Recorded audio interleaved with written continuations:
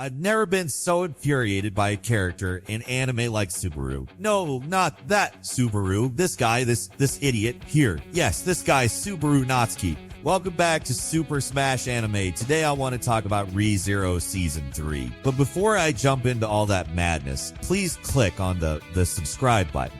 Yep, that one. Yes, you know what? Click on both the like and subscribe buttons. Let me tell you something. I only get a chance to watch anime in the weekends, and on this specific day, I was indulging myself in two of my favorite pastimes. One's a brown bottle of sweet and savory liquid, whose name we shall not mention, and the other is the gift that only a god can give. You'll have to imagine that one yourself. So, Rezero has been on this weird journey, right? Season 1 broke everyone's brains with all the dying and trauma. Season 2 was this psychological mess that had everyone questioning their own existence. And now, Season 3 rolls in like, hey guys, remember action sequences? Boom. And remember that useless skinny guy that always seemed to wiggle his way out of incredibly insane situations. Yeah, he's back too.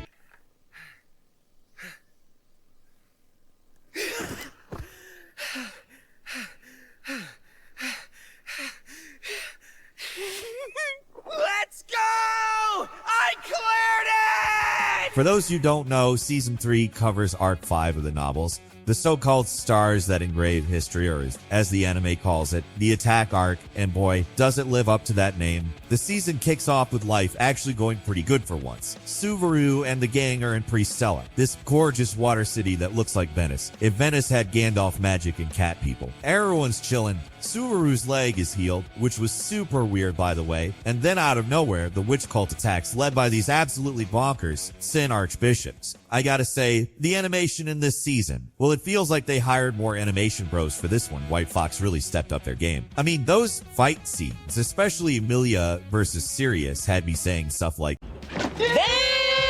the way they animated her ice powers was just mind-blowing, though let's be real. Sometimes the quality dipped a bit in the middle episodes, but when it mattered, they delivered. I guess even animation bros need a break. I feel like they let that one overly eager intern take over while they were out there doing whatever animators do during lunchtime. Now, let's talk about our boy Subaru. His character growth in this season is interesting. Well, interesting is a really strong take. Like, he's not dying every 5 minutes anymore, which is progress, right? But instead, he's orchestrating this whole resistance movement against the witch cult. Our boy went from, I can't do anything right, to, I'm gonna coordinate a whole multi-team operation. That scene where he's standing on that rooftop giving orders, I was like, who are you? And what have you done with our self-hating protagonist? Honestly, I really loved hating. He's so very human characteristics. The dude's like my neighbor. I don't have anything good to say about him till I want to borrow something.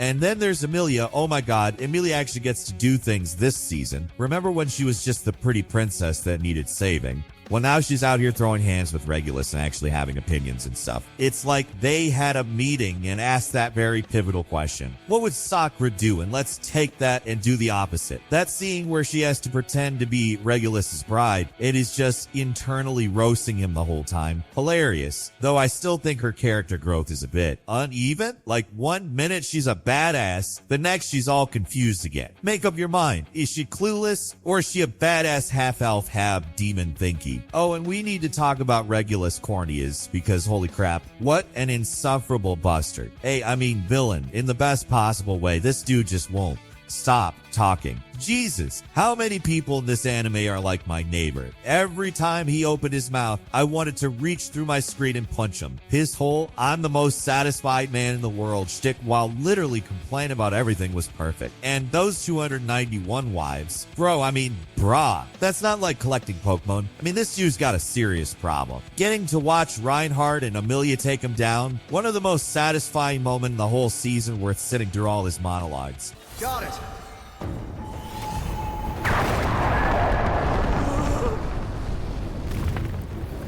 As a true knight, I accept your challenge. Impossible! Didn't I send you flying? How? Yes, indeed. I did struggle a bit at first. But you made one miscalculation. You should never have thrown me directly toward the moon. I'm a member of the Lagunica Royal Guard. Personal knight to Lady Felt. Master swordsman. Reinhard van Astria. Oh, wait, hold on! This can't be!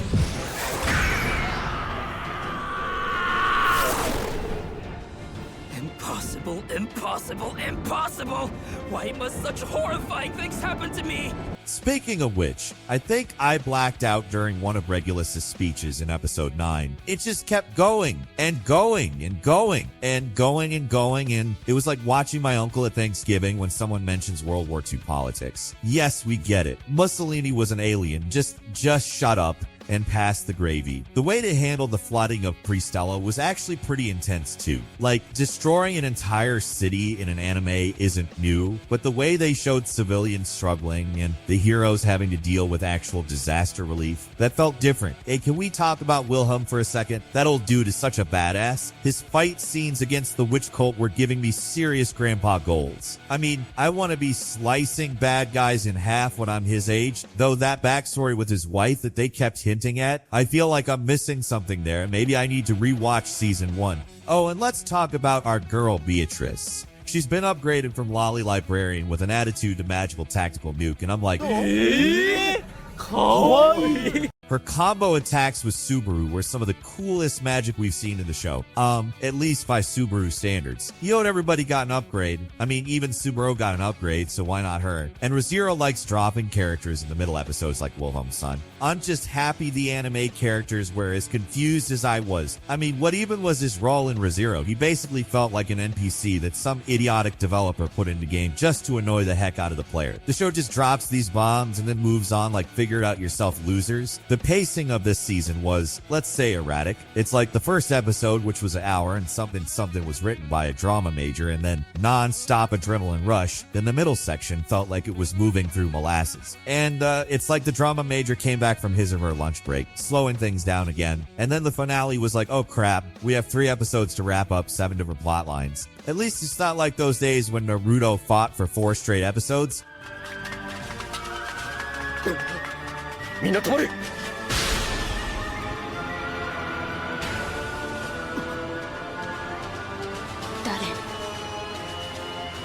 いきなりですか。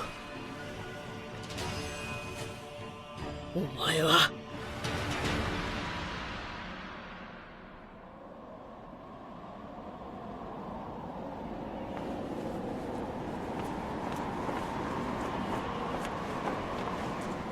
うちがイタチ。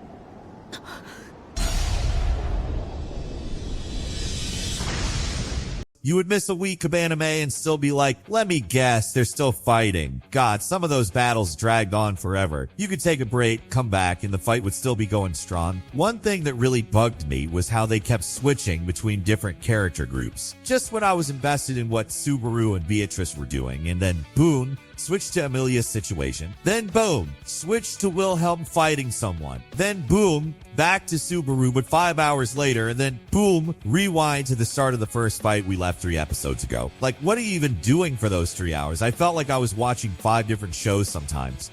The humor in this season was actually pretty on point, though. That scene where Otto and Garfield are trying to out-compete each other had me rolling. And Subaru's reaction faces are still god-tier meme material. And in episode 10 where this happens... You're the master swordsman, right? I've heard of you before. Aren't you just some guy who can't do anything but swing a sword around? Quite a fitting description. Although, I may not be living up to it in this situation. This dragon sword has been in the Astria family from the beginning, known as the greatest blade in the world. But still, it does have one flaw. Unless its wielder faces an adversary who's worthy, it cannot be drawn from its sheath. With that said, it appears my sword has deemed you an unfit opponent. My apologies. Well, if that's the case, what good is a master swordsman if he can't draw his weapon? Don't get full of yourself, small fry! Subaru, this way!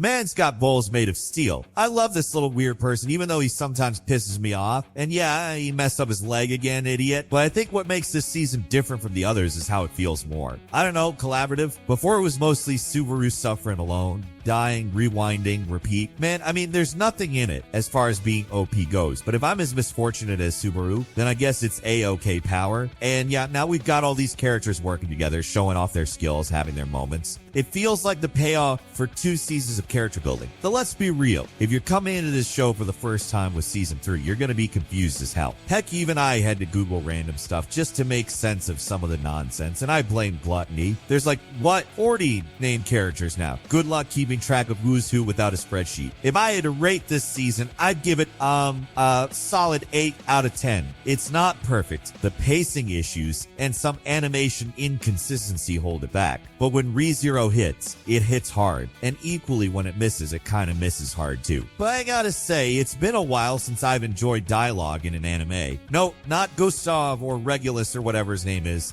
And no one is dying here. I know the premise of Rezero is that you die and then come back. You would think it only applies to Subaru, but no. Other characters and certain witches have their own ways of defying death or manipulating time and memory. The world itself is built around cycles of suffering and rebirth, making survival a constant struggle and making me wish for more prominent deaths. But it's so hard to wish for anyone else's death, except for Subaru, man. This guy's an idiot. It's like White Fox got tired of killing off people. They're just messing with our emotions. The only characters that seem to meet their ends are the pitiful NPCs that just die as soon as they meet a Sin Archbishop. But the main characters just stroll throughout the whole anime without a care in the world, except for Kirsten, who loses her memory in season 2 and then gets absolutely wrecked in this one. Anyway, the high points of the action were genuinely spectacular. Plus that ending, setting up season 4. Come on, I need it now. Not in 2 years or however long it's gonna take. I'm serious. Please, don't take 2 years. So that's my take on Rezero season 3. Let me know what you thought in the comments below. Did you love it? Hate it? Did Regulus's monologues make you want to tear your hair out too? Drop your thoughts, smash that like button, and subscribe for more anime reviews that are probably way too passionate. And hey, if this video hits 2K subs, maybe I'll do a full breakdown of just how many times Subaru says Emilia this season. Spoiler, it's a lot. Alright, this has been the stylish bandit slayer for Super Smash Anime. See you in the next one.